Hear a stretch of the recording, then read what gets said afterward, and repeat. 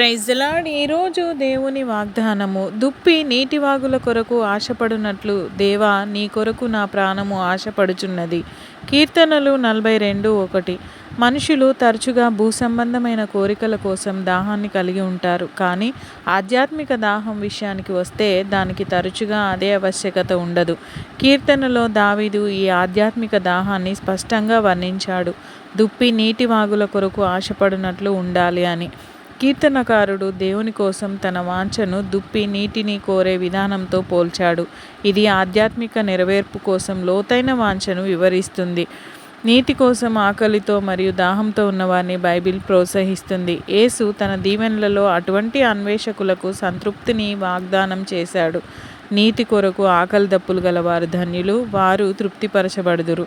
దేవుని నీతి, సన్నిధి మరియు దయ కోసం దాహాన్ని పెంచుకుందాం. ఆయనతో అంటిపెట్టుకునే జీవితాన్ని కలిగి ఉందాం. దేవుడు మిమ్మును దీవించునుగాక. ఆమెన్.